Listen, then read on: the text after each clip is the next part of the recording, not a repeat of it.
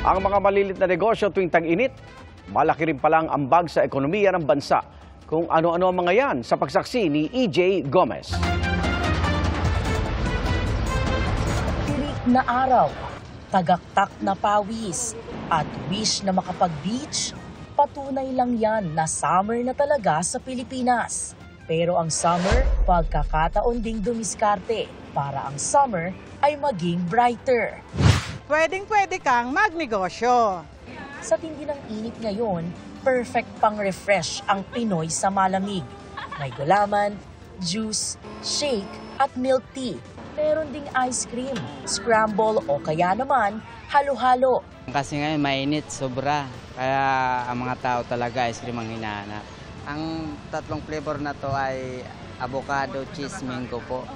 Kung sold out daw ang paninda ni Jomal, nasa 7,000 pesos daw ang kabuuang kita. 4,000 dyan ay puhunan, habang 3,000 pesos naman ang maiuuwi niya sa pamilya. Ang summer negosyo naman ng pamilya Kalingasyon, araw-araw dinadayo. Yung bumibili dito sa amin, halo-halo, bata, matatanda. Mayroon kaming halo-halo, mais con yelo, saging con yelo, ice candy. Ang kita naman ni Landiza sa araw-araw, doble raw ng inilaan na puhunan. Kailangan lang din daw talaga ng diskarte at syaga sa pagbenta ng samut-saring paninda ngayong tag-init. Tulad ng shake, tapos may burger, fried noodle, siomai. Mas maganda ang kita po ngayon lalo sa shake kasi sobra pong init. Kahit mainit, kailangan kunting sipag po para sa pang-araw-araw nga namin. Ayon sa isang ekonomista, backyard industry na maituturing ang mga ganitong negosyo. At maganda raw ito sa paglago ng ekonomiya ng bansa. Backyard industry yan eh. Yung doon lang talaga sa mga bahay-bahay. No? At malaking ambag yan sa ekonomiya pag pinagsama-sama mo. Dapat daw itong mas palakasin pa para tumaas ang ambag sa ekonomiya. Mahalagang oportunidad din daw ang summer para magkaroon ng dagdag kita ang entrepreneurs. Malakas kasi yung benta, yung tinda. Pag ganitong panahon, talagang nagbo-boom yun, nandoon yung demand. Dahil kailangan talaga ng mga tao yan eh.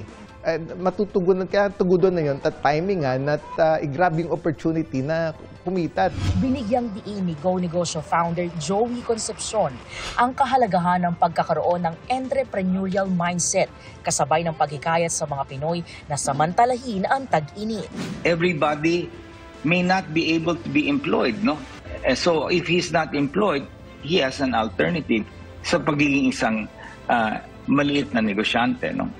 Kung gaya ka rin ni na Jomal, Merced at Landiza na gustong i-level up ang Summer 2024, i-ready nyo lang ang puhunan at diskarte nyo dahil pwedeng-pwede nyo nang simulan ang business na trip nyo. Para sa GMA Integrated News, EJ Gomez ang inyong saksi.